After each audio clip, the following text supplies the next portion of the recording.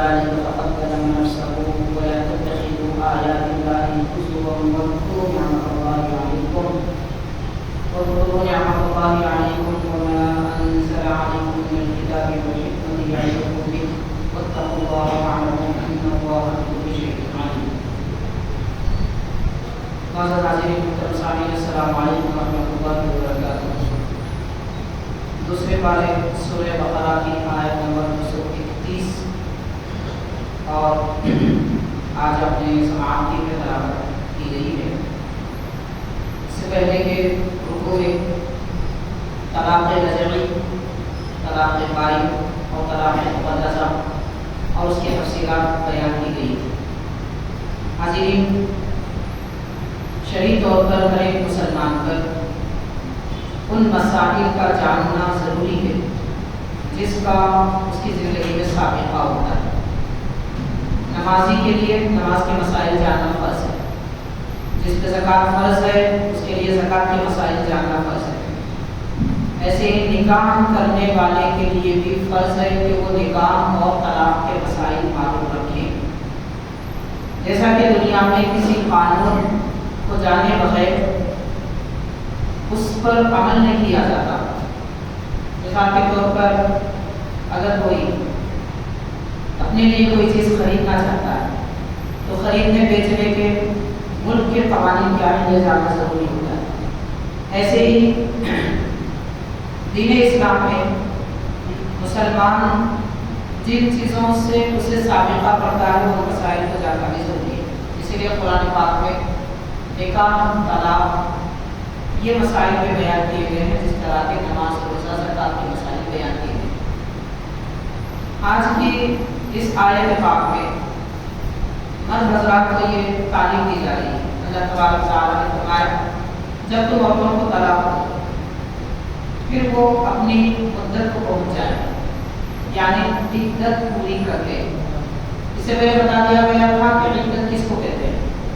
عدت دراصل دو طرح کی ہوتی ہے اور اس کا تعلق شرعی طور پر عورتوں سے رہتا ہے۔ اگر کسی مرد نے اپنی عورت کو طلاق دے دی تو طلاق ہونے کے بعد میں 3 ایام کے دن سے مراد وہ تقریباً 20-22 دن یا زیادہ سے زیادہ 30 دن ہوتے ہیں، 3 مہینے یہ ایام کے خاص دن ہوتے ہیں، تو ان ایام کا گزرنا ضروری ہے۔ عدت اس کو کہتے ہیں۔ اور اسی طرح اگر کسی شوہر کا انتقال ہو جائے تو بیوی کے لیے لازم ہے کہ شوہر کے انتقال کے بعد 4 مہینے 10 دن عدت گزارے۔ عدت کا اصل معنی ہوتا ہے، لفظی طور پر اس کا معنی ہوتا ہے شمار کرنا۔ خواتین کے لیے عدت گزارنا ضروری اس لیے ہے تاکہ وہ پاک ہو جائے۔ پاک اس طریقے سے ہو جائے کہ وہ دوسرے اگر کسی آدمی سے نکاح کرنا چاہتی ہے شوہر کے انتقال یا طلاق کے بعد میں، یہ عدتیں گزارنا عورتوں کے لیے ضروری ہے، اس لیے تاکہ نسب لوگوں کا خلط ملط نہ ہو جائے۔ یعنی امکان ہے کہ اگر کسی مرد نے اپنی بیوی کو طلاق دی اس سے پہلے ممکن ہے کہ اس شوہر سے اس کو لڑکا لڑکی وغیرہ ہو، یہ ہے یا نہیں ہے یہ جاننے کے لیے اللہ تعالیٰ نے ایک نظام بنایا ہے خواتین کے لیے، وہ ہے ان کے ایام۔ اگر کسی کو امید ہے اولاد کی تو عورتوں کو ایام نہیں آتے۔ عورتوں کا ایام نہ آنا اس بات کی دلیل ہے کہ سابقہ شوہر سے اس کو اولاد ہے، اللہ تعالیٰ نے اسے باامید بنایا ہے۔ اگر وہ ان دنوں میں کسی اور سے نکاح کرے عدت کے ایام میں تو دوسرے شوہر سے بھی اس کا تعلق ہوگا، تو پھر 2 مردوں کا نطفہ ایک میں شامل ہو جائے گا، جس کی وجہ سے ہونے والی اولاد کس کی ہے یہ پتہ نہیں چلے گا۔ اگر یہ نہیں معلوم ہوا تو پھر شادی، رشتے وغیرہ کے مسائل بھی کھڑے ہو جاتے ہیں، رشتے کے مسائل بھی کھڑے ہو جاتے ہیں کہ ہونے والی اولاد کس کو باپ بولے، کس کو نانا کہے، کس کو دادا کہے، یہ سارے مسائل کھڑے ہوتے ہیں۔ تو ان سارے مسائل سے پاک کرنے کے لیے اللہ تعالیٰ نے فرمایا गुजारे और शौहर का इंतकाल हो जाए तो इद्दत गुजारे। अब ये ऐसे मसाइल हैं लोगों को इनसे कोई दिलचस्पी नहीं, इसलिए नहीं होती कि इनको सियासत से दिलचस्पी होती है। सियासी मसाइल होना, कोई एक नया मसला खड़ा हो जाना, उस पर बहसें होते रहना और चैनल्स में डिबेट होते रहना तो बहुत अच्छा नजर आता, सुनने को कान अच्छे लगते हैं, कानों को ऐसी बातें अच्छी मालूम होती हैं। अब दीन के मसाइल बयान किए जाए तो लोग समझते हैं कि क्या मसाइल बयान कर रहे हैं, इसकी क्या ज़रूरत है। ज़रूरत मुसलमान को है, अगर कोई अपने आप को मुसलमान समझता है तो वाकई उसको ज़रूरत है, इसलिए कि यही मसाइल हैं जो कुरान मजीद में बयान हुए हैं, अहादीस से बात में बयान हुए हैं। तो आज इन मसाइल से वाक़िफ़ियत भी ज़रूरी है, न सिर्फ अमल तो बात की बात है, अगर कोई मसाइल से वाकिफ नहीं है और गलती कर बैठे तो हराम कारी करेगा, नस्लें तबाह हो जाएगी, जिंदगी भर हराम में मुब्तला रहेगा, आखिरत में गुनाह अलग अपने तौर पर। ये सब चीज़ों के अलावा अगर इन मसाइल को कोई सुने, जान भी ले, मालूम भी कर ले तो उस पर भी सवाब है। जब तक कोई दिल में बाकी रहेगा तब तक सवाब मिलता रहेगा, क्योंकि इससे हलाल और हराम की तमीज़ मिलती है, नस्लें महफूज रहती हैं, रिश्तेदारियाँ महफूज रहती हैं। इसीलिए ये सारे मसाइल कुरान पाक में बयान किए गए और ये सिविल का सारा ताल्लुक दीन इस्लाम से। आप दुनिया में किसी भी मजहब में जाके ढूंढ लीजिए, निकाह के मसाइल क्या है, तलाक के मसाइल क्या है, वहाँ कुछ मतलब नहीं, जो चाहे कर लो, सब चलेगा। ये हमारा दीन है, अल्लाह ताला ने इतना पाक रखा, साफ बनाया, रिश्ते हमारे महफूज, ताल्लुकात हमारे महफूज, हर एतबार से पाक है माशाअल्लाह। अल्लाह ताला का एहसान है, इन मसाइल को समझना चाहिए। बहरहाल हाज़िरीन किराम, अल्लाह तबारक व तआला ने फरमाया औरतों को जब तुम तलाक दे दो और वो अपनी मुद्दत को पहुँचाएं, इद्दत पूरी कर ले, फ़ामसिकुहुन्ना बिमारूफ़, अगर तुम उन्हें रोकना चाहते हैं तो इद्दत गुजरने से पहले जो उनके अय्याम है उसमें एक मसला ये समाप्त कर लीजिए कि जब तक तलाक या तलाक की इद्दत गुजरती है तब तक बीवी के खाने पीने, रहने, ओढ़ने, पहनने का सारा इंतजाम शौहर को करना होता है। जिस तरह के निकाह में रहने की सूरत में शौहर को इंतजाम करना होता है, इसी तरह तलाक के बाद भी इद्दत गुजरने तक शौहर पर लाजिम है कि वो अपनी बीवी को जिसको तलाक दिया है मकान भी दे रहने के लिए, लिबास भी दे और खाना भी दे, 3 वक्त जितना वो खाता है, या वो माहौल जैसा है, कहीं 3 वक्त खाने का रिवाज है तो 3 बार 2 बार खाने का है, तो मतलब बहरहाल उसे इत्मीनान से खिलाना शौहर पर लाजिम है। तो ये जो मुद्दत के दरमियान शौहर जिम्मेदारी पूरी करना है, ये मारूफ यानी भलाई के साथ करे। कर तो रहा है, ताने दे रहा है, कर तो रहा है, गाली गलौज कर रहा है, इंतजाम ही करता है बीवी के लिए खाने पीने का, मगर उसकी इज्जत बेइज्जती करता है, पामाल करता है इज्जत, इस किस्म का कोई मामला ना हो, बल्कि मारूफ और भलाई के साथ उसकी देखभाल करें। ये दीन इस्लाम तालीम देता है। उसके बाद फरमाया अल्लाह ताला ने औसरिकुहुन्ना बिमारूफ़, या उन्हें भलाई के साथ छोड़ो, आज़ाद कर दो, यानी इद्दत गुजरने के बाद अब रोके मत। ये तो फरमाया, इससे पहले की आयत में भी ऐसा ही गुजरा कि दौरे जाहिलियत में लोग बीवियों को तलाक 1 बार नहीं, 2 बार नहीं, 50-100 मरतबा देते। जब देखो ना तलाक दे, रोके रखो, फिर तलाक दो, फिर रुजू करो, फिर तलाक दो। इस तरह मर्द औरतों को सताया करते, ना छोड़ते थे और ना ही आराम से रहने देते थे अपने घर की अपने। तो अल्लाह तबारक व तआला ने फरमाया अगर इद्दत पूरी हो जाए तो उन्हें आज़ाद कर दो, छोड़ दो, उनको रुजू मत करो, लौटाओ मत। लौटाने की भी मुद्दत मुकर्रर की गई, 2 मरतबा हो सकता है, 3वीं मरतबा में दोबारा तलाक देने के बाद कोई लौटा नहीं सकता। और इरशाद फरमाया वला तुमसिकुहुन्ना ज़िरारन लिताअतदू, उन औरतों को, अपनी बीवियों को तुम तकलीफ देने के इरादे से रोके मत रखो। हाजी दौरे जाहिलियत में तो ये होता था, आज भी ऐसे कई मर्द हैं। मिसाल के तौर पर बहुत सारे ऐसे मसाइल उलमा और मुफ्तियों के पास पेश होते हैं।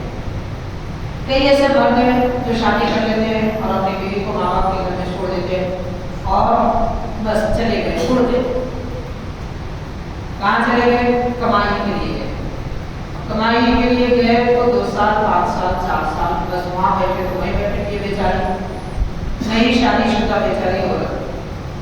अब इसको अजनबी लोगों के घर में नौकरानी बना के रखा जाता है, घर का काम करे, कपड़े धोए, दिन में खाना बनाए, झाड़ू दे, फरार करे, ये करे, वो करे। نہ شوہر کے قریب نہ ماں باپ کے قریب، دونوں سے بھی دور۔ چلیے ایسا ہے جب واقعہ نکاح کے بعد گھر کی ذمہ داری عورت کے ہی ذمہ ہوتی، اس کا کام واقعہ کہ وہ گھر میں کھانا بھی بنائے، جھاڑو جھٹکا بھی کرے، صفائی بھی کرے، شوہر کے کپڑے بھی دھو، لیکن بہو پر یہ لازم نہیں ہے کہ وہ اپنے سسرے کے کپڑے دھو، بہو پر یہ لازم نہیں ہے کہ وہ اپنے ساس کے کپڑے دھو، اور بہو پر یہ لازم نہیں ہے کہ جہاں اس کے اپنے دیگر رشتہ دار اٹھتے بیٹھتے ہیں وہ گھر کو یا وہ مقام کو جھاڑو دے، اسے اپنے گھر کے جھاڑو دینا لازم نہیں، لیکن پیار محبت بانٹنے کے لیے سارے کام کرتے ہیں تو بہت اچھی بات ہے، لیکن زبردستی کر کے کرانا اور شوہر گھر پہ نہیں ہے باقی دوسرے لوگ تانے دیتے ہیں، یہ کیفیتیں ہونے لگتی ہیں۔ جب اس طرح کی کیفیتیں ہوتی ہیں تو طلاق تک نوبت آتی ہے، ماں باپ بھی ویسا ہو جاتے ہیں، ایسا ہو جاتا ہے۔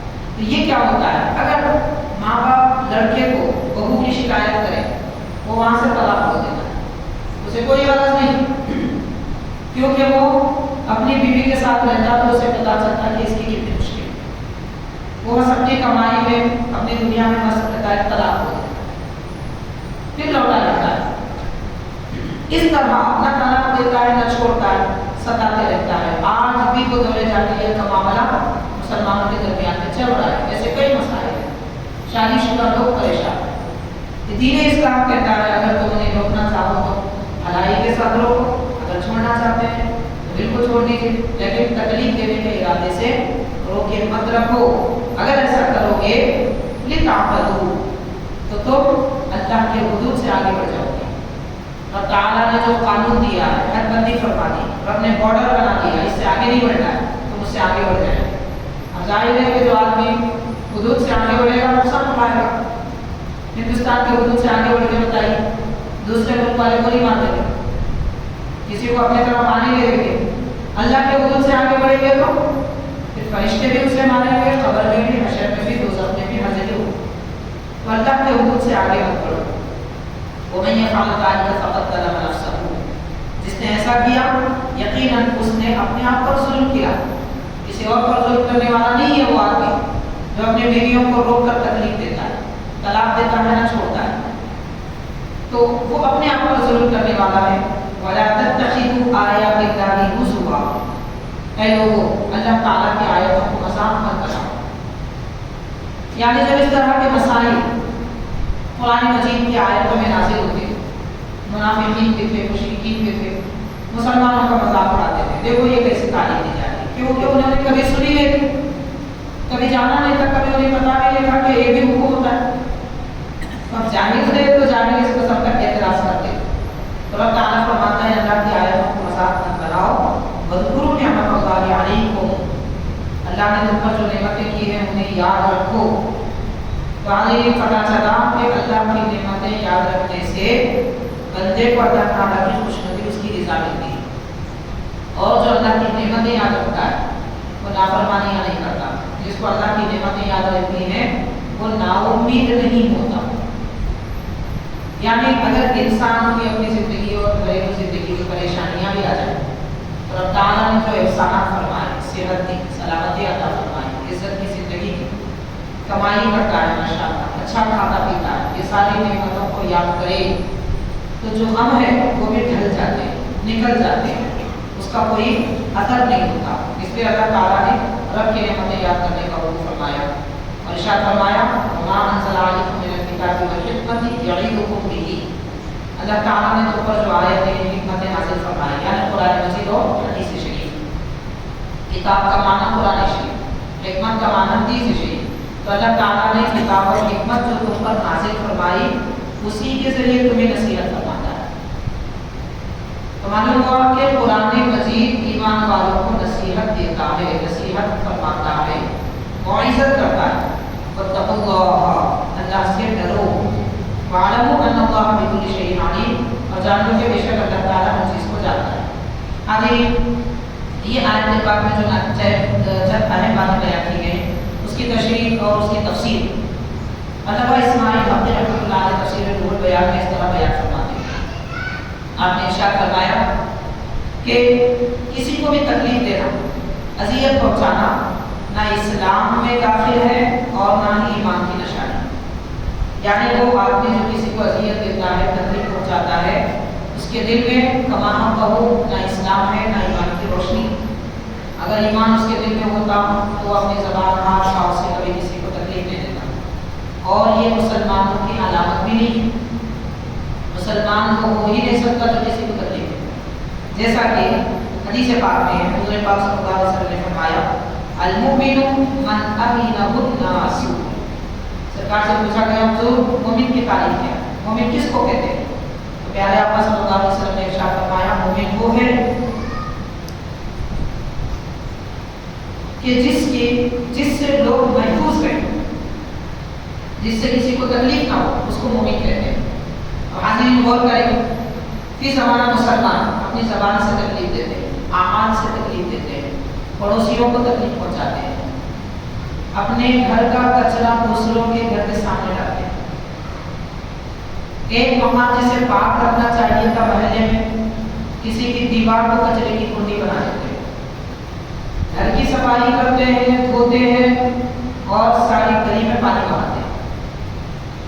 ایک جگہ دعوت کرتے ہیں تو ساری گلی بند کر دی جاتی ہے، ادھر سے بند ادھر سے بند. اب کسی کی مجال میں کوئی کہے کہ یہ کیوں لگا دی، ورنہ اس کی مخالفت ہوتی ہے، اس پر گالی گلوچ ہوتی ہے. دوسرا راستہ ہے چلے جاؤ. راستے روکنا مومنوں کا کام نہیں ہے، بند راستے کھولنا مومنوں کا کام. دعوت کرنی ہے ماشاءاللہ بالکل کریے، اپنے گھر میں کریے. کسی کا راستہ روک کے کرنا یہ کیا سمجھداری ہے؟ اگر واقعات جگہ نہیں ہے، مشکل ہے، آدھا راستہ تو چھوڑنا چاہیے. بالکل بند کر دیا جاتا ہے، ادھر سے بند ادھر سے بند. درمیان والے پریشان، آنے جانے والے پریشان. یہ اذیت پہنچانا مومنوں کا کام ہے ہی نہیں. میں ایک بات اکثر عرض کرتا ہوں، آج لوگ 45-50 لاکھ روپئے خرچ کر عالیشان مکان بناتے ہیں. افسوس کی بات ہے کہ 5000 روپئے اس پر خرچ کر کے برنامہ زمین تک نہیں لاتے. 3 فلور اگر ڈالے ہیں تو تیسرے فلور کا برنامہ زمین پر بیٹھتا ہے. بارش کے دنوں میں ہر چلنے پھرنے والے کو مشکل. برنامے کہتے ہیں 45-40 لاکھ روپئے خرچ کرنے والے آدمی کو 5000 روپئے 4000 روپئے خرچ کر کے پیر نیچے زمین تک لانے کی توفیق نہیں. لوگوں کو اذیت پہنچاتے ہیں. کیا ہے؟ نارمل ہے، چلتا ہے، سب ایسے ہی بناتے ہیں، سب ایسے ہی کرتے ہیں یقیناً. لیکن مسلمان ایسا نہیں کرتا. مسلمان کی علامت ہی نہیں ہے وہ کسی کو تکلیف نہیں دیتا، وہ کسی کو تکلیف نہیں پہنچاتا. انجانے میں اگر ہو رہا ہے، معلوم ہو گیا، معافی چاہ لینا چاہیے، لیکن جان بوجھ کے عرض کرنا یہ پسندیدہ عمل نہیں ہے. تمہاری تکلیف دینے کے لیے تم کسی کو روکے مت رکھو. اور کیا جائے، جب سب سے پہلے اسلام کی لڑائی ہوئی، خیری آئے، غیر مسلمین مشرکین تھے، مکے کے مشرکین، جنہوں نے صحابہ کرام کو اذیتیں دی، راستوں میں کانٹے بچھائے تھے، بدن پر کچرا ڈالا، ان کے گھر چھین دیے تھے. ایسے لوگ جب قیدی بن کر آئے، نبی پاک صلی اللہ علیہ وسلم نے ارشاد فرمایا کہ ان کو پورے طور پر قید نہ کیا جائے اور نہ ہی ان کا بدلہ لیا جائے. ان کا بدلہ بس اتنا ہے کہ ان کے پاس جو ہنر ہے وہ اپنے لوگوں کو سکھائیں، پھر چلے جائیں. آپ بتائیے کون ایسا آج کون سا ملک ہے جو قیدیوں کے ساتھ یہ برتاؤ کرتا ہے؟ اگر کوئی قیدی بن کر آ جائے، پتہ بھی نہیں چلتا کسی کو کہ وہ آدمی ہے کہاں. اس طریقے سے اسے تباہ کر دیا جاتا ہے، زندگی ختم کر دی جاتی ہے. لیکن یہ رحمت للعالمین صلی اللہ علیہ وسلم کا کمال ہے. یہ تعلیم ہمارا اسلام دیتا ہے کہ قیدی دشمن بھی آ جائے قیدی بن کر تو اسے بھی پورے طور پر قید نہیں کر دیا جاتا. اسے احساس ہو جائے جو ہنر رکھتا ہے. چنانچہ لکھنا جانتے تھے کچھ لوگ، کفار مشرکین کے قیدیوں میں مقرر کیا گیا کہ صحابہ کرام کے بچوں کو لکھنا سکھائیں، چلے جائیں، آزاد ہو جائیں. جو ہنر رکھتا تھا وہ سکھا کر ان کو آزاد کر دیا گیا. تو یہ ہمارا مذہب تعلیم دیتا ہے تم کسی کو تکلیف دینے کے لیے روکے مت رکھو. اور حضور پاک صلی اللہ علیہ وسلم نے بھی ارشاد فرمایا المسلم من سلم المسلمون من لسانه و یده، مسلمان کو ہے جس کی زبان اور اس کے ہاتھ سے دوسرے مسلمان سلامت رہے۔ ظاہر ہے کہ ایک مسلمان دوسرے مسلمان کو سلامت رکھے گا تو دوسروں کو بھی تکلیف نہیں دے گا۔ مسلمان کسی بھی انسان تو خیر انسان ہے، حیوان اور جانور کو بھی تکلیف دینے کی اجازت نہیں ہے۔ نبی پاک صلی اللہ علیہ وسلم نے ارشاد فرمایا، پچھلے زمانے میں ایک فاحشہ بدکار عورت تھی، جہنم کی مستحق تھی۔ ایک مرتبہ سخت دھوپ میں اس نے ایک کنویں کے پاس پانی پینے کے لیے جب وہ گئی تو دیکھا کہ وہاں پر ایک بلی پانی کے لیے تڑپ گئی، تو اس نے اپنا موزہ نکالا پاؤں سے۔ اس زمانے میں جھگڑے کا جلد کا موزہ ہوتا تھا، وہ نکالا، اس کو پانی میں ڈبو کر بلی کو پلایا۔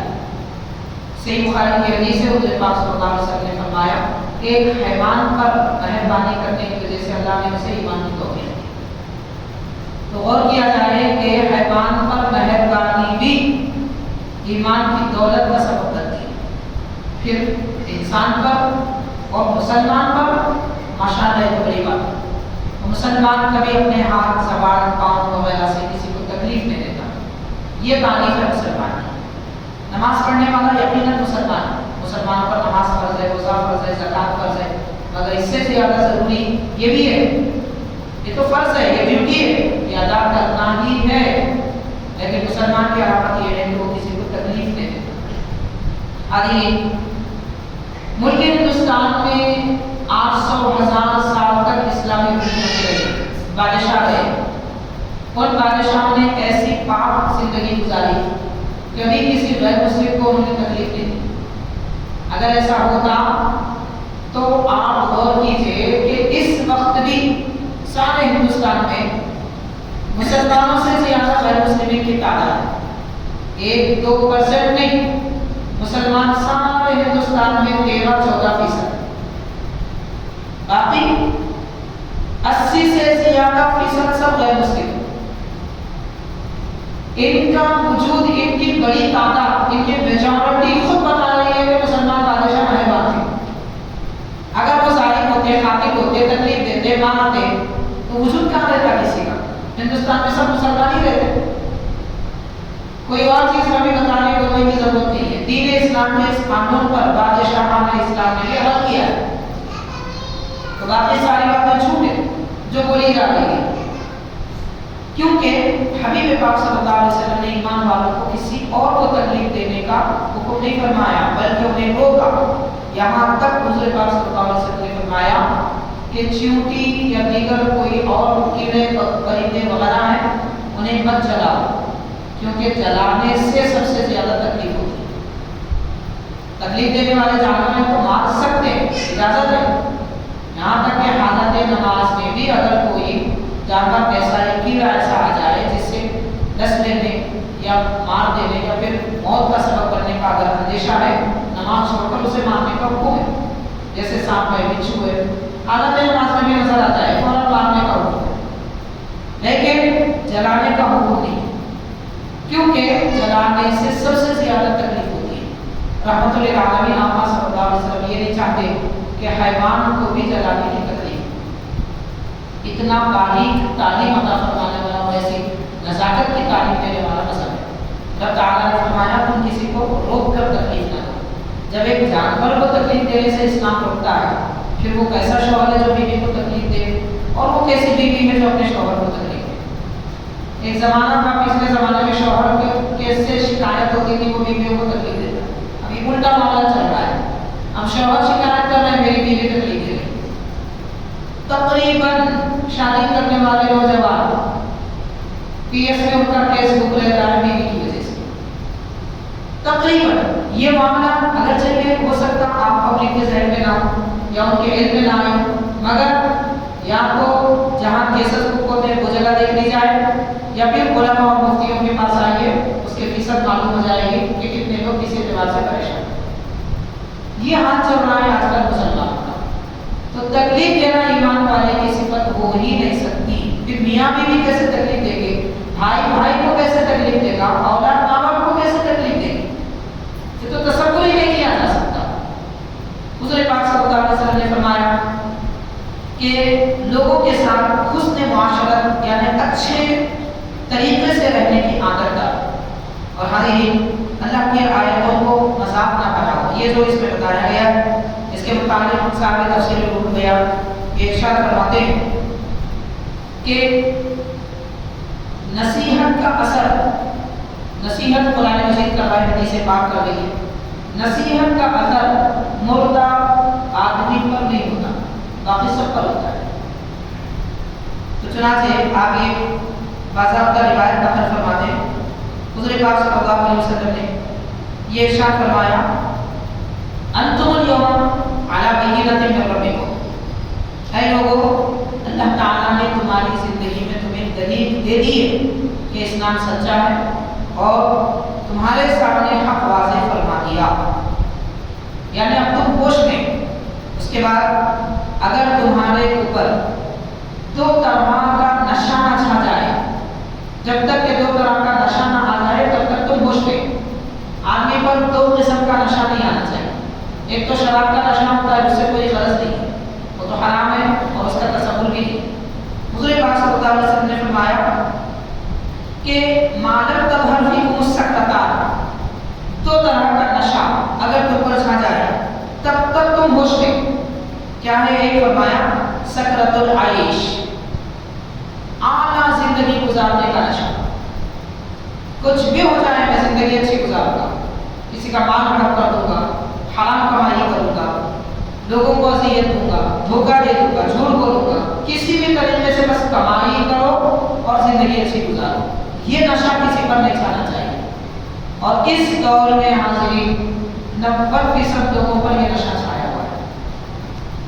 اپنی زندگی اچھی بنانے کے لیے کئی لوگوں کی زندگیاں تباہ کر دیتے ہیں اور اس کے لیے نہ حلال دیکھا جاتا ہے نہ حرام، جو چاہے کر لو، زندگی اچھی گزارو۔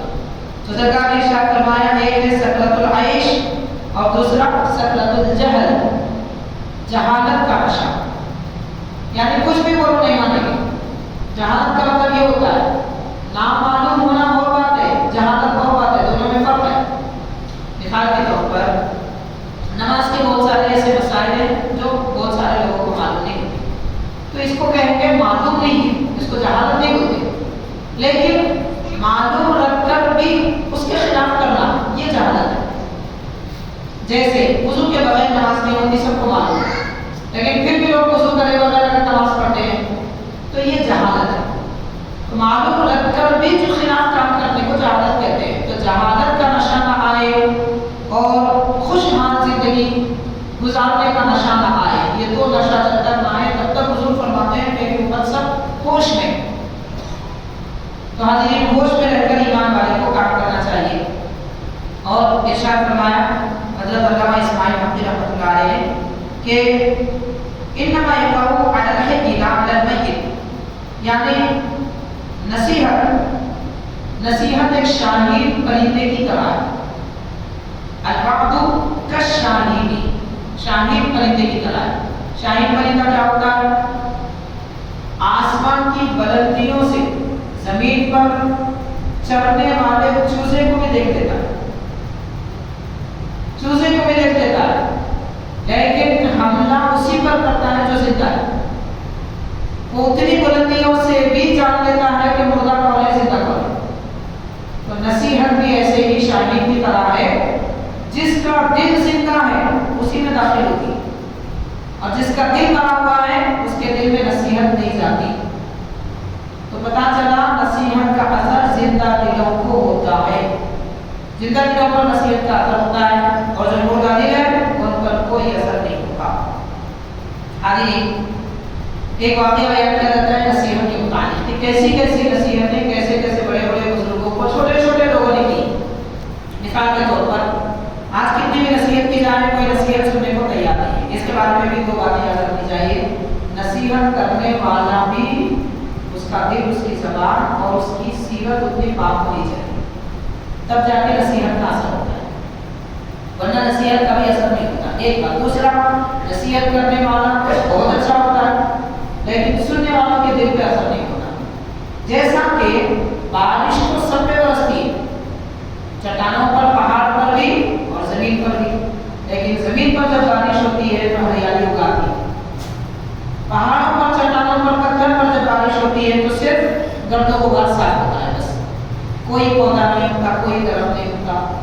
کیا بارش میں کمی ہے؟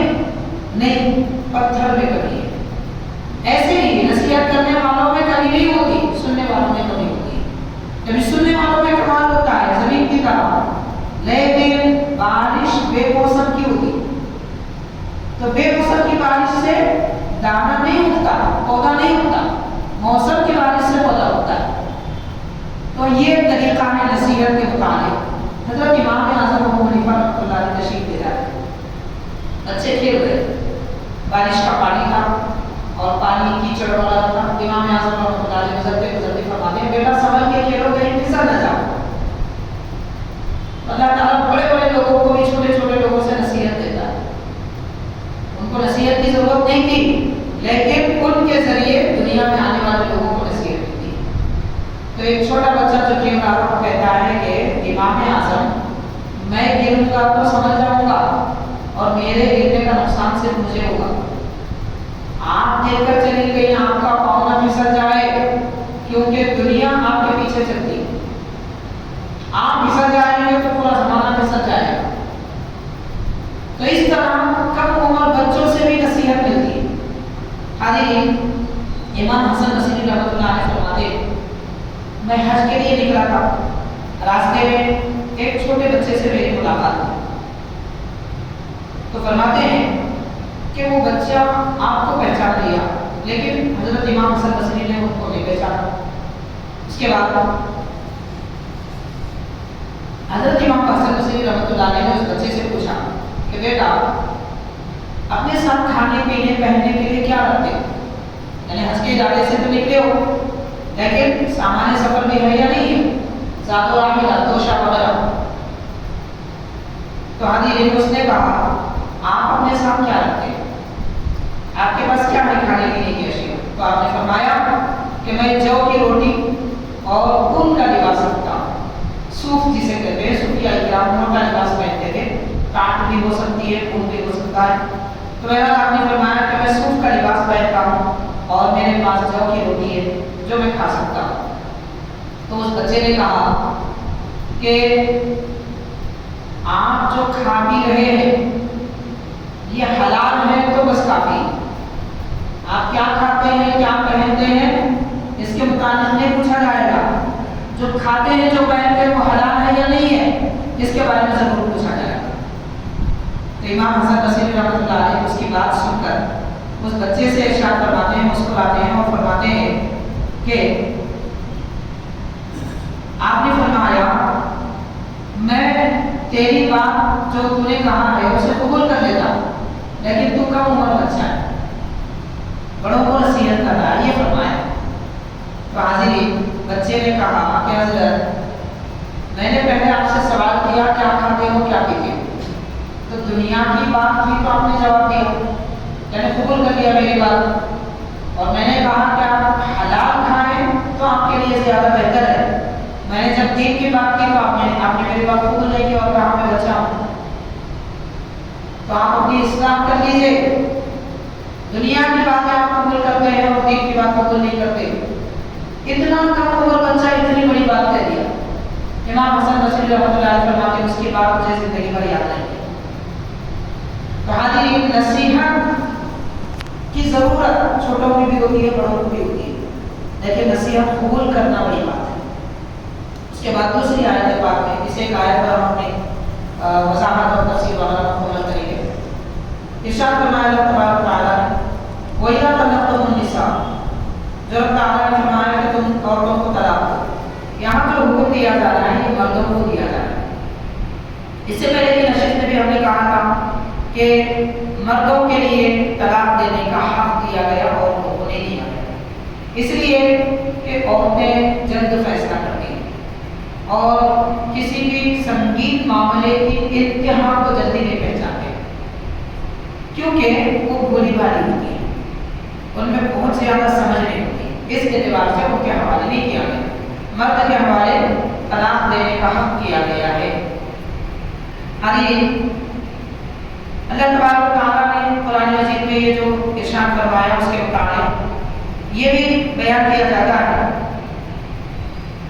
رب تعالیٰ نے فرمایا کہ اگر تم اپنی بیویوں کو طلاق انتہا تک پہنچ جائے. پھر ان کی اگر اولاد ہو تو قرآن مجید یہ کہتا ہے باپ پر ان کے بچے کے دودھ پلانے کی ذمہ داری بھی عائد ہوگی. باپ پر لازم ہوتا ہے کہ وہ اپنے بچے کو دودھ پلائے. دودھ یا تو بیوی سے کہے، اگر طلاق دیا ہے تو بیوی سے کہے کہ اپنے بچے کو دودھ پلائے. اگر وہ تیار نہ ہو تو کسی اور کو مقرر کرے اور اس کا معاوضہ دے. کیونکہ تقریباً 6 سے 8 سال کی عمر تک بچے ہونے تک ان کے کھانے پینے وغیرہ کا انتظام کرنا یہ بھی باپ پر لازم ہے. میاں بیوی اگر جدا ہو جائیں تو اولاد 6-8 سال تک اپنی ماں کے پاس رہے گی شرعی طور پر، کیونکہ ماں جو دیکھ بھال کر سکتی ہے وہ باپ نہیں کر سکتا، اس لیے ماں کے حوالے کیا جائے گا. لیکن ان کے کھانے پینے کا انتظام باپ کرے گا. البتہ اپنی بیوی کے کھانے پینے کا انتظام باپ کرے گا اپنی بیوی کے لیے. تو وہ 3 مہینے، اولاد اگر ہے تو 6 سال 8 سال تقریباً وہ اس کی مدت. اگر بیوی جو اس کے نکاح سے نکل چکی ہے وہ یہ کہے کہ میں اپنے بچے کو دودھ نہیں پلاؤں گی، اس کا اختیار ہے، اس پر لازم نہیں. تو اب شوہر پر لازم ہے کہ وہ کسی کو دودھ پلانے کے لیے فیس دے کر مقرر کرے یا پھر اپنی ہی بیوی کو فیس دے اور کہے کہ تو دودھ پلائے. البتہ شریعت مطہرہ یہ کہتی ہے کہ اگر یہ دودھ پینے والا بچہ شیر خوار بچہ ماں کے سوا کسی اور کا دودھ نہ پیے، ایسا بھی ہوتا ہے بعض اوقات بچے کسی اور کا دودھ قبول نہیں کرتے، تو ماں کے سوا کسی اور کا دودھ نہ پیے تو پھر ماں پر فرض ہے کہ وہ اپنے بچے کو دودھ پلائے. کیونکہ اللہ تبارک و تعالیٰ نے ماں کے سوا کسی اور چیز کو اس کی غذا نہیں بنائی. اب یہ جو حکم ہے ضروری ہونے کا یہ پچھلے زمانے کے اعتبار سے، اس لیے کہ پچھلے دور میں آرٹیفیشل دودھ نہیں تھے، نقلی دودھ نہیں تھے. ایک ہی دودھ ہوتا تھا، عورت کا، خاتون کا، ماں کا ہے کسی اور کا، یا تو دوسری پلائے یا پھر ماں پلائے. اس لیے اس وقت ضروری تھا. اس وقت چونکہ اس کے متبادل کوئی دوسرا دودھ بھی نقلی کیوں نہ ہو مل جاتا ہے، دوسری اور چیزیں بھی نقلی کیوں نہ ہو مل جاتی ہیں، اس لیے اب فرض نہیں ہوگا، لیکن سنت مؤکدہ یا پھر واجب کے درجے میں ضرور رہے گا. اس لیے کہ غذائیت ماں کے دودھ میں جو ہوتی ہے وہ کسی اور چیز میں نہیں پائی جاتی. اس لیے ماں کا حق بنتا ہے کہ وہ اپنے بچوں کو قوت دینا چاہے تو اپنا دودھ پلائے. یہ بھی شریعت مطالعہ کے احکام ہیں. ایسے حاضرین پیدا ہونے سے لے کے موت تک ہر قدم پر کوئی نہ کوئی مسئلہ ہمارے سامنے آتا ہے. شریعت ہماری رہنمائی کرتی ہے یہ مت کرو، یہ کرو، یہ مت کرو، یہ کرو. وہ سارے مسائل کا جاننا یا پورے مسائل اگر ہم خود نہیں جان سکتے تو کم از کم جاننے والوں سے پوچھنا ہم پر لازم ہوتا ہے. تو مسلمان اپنی زندگیاں کو گزارتے ہیں، قرآن مجید اس کا درس، اس کی تفسیر پڑھتے رہے، سنتے رہے، تو کم از کم اسلام کیا کیا احکام دیتا ہے یہ معلوم تو ہوگا، اس پر عمل تو کر سکیں گے. اسلام کی حقانیت، اس کی سچائی، اس کی نزاکت دل میں اترتی جائے گی اور اللہ اس کے حبیب صلی اللہ علیہ وسلم سے محبت کرتی جائے گی. بہرحال یہ آیت نمبر 231 اور 32 مولانا کے متعلق چند ارشادات الہیہ ہم نے آپ کے گوشے گزار کی ہیں. انشاءاللہ تعالیٰ مزید تسلسل جاری رہے گا. اللہ تعالیٰ ہم سب کو قرآن مجید سمجھنے کی توفیق عطا فرمائے. آیات کریمہ کی برکت سے ہمارے قلب اور روح کو نورانیت عطا فرمائے اور ارشادات الہیہ پر عمل کرنا ہمارے لیے آسان بنائے. صلی اللہ تعالیٰ وسلم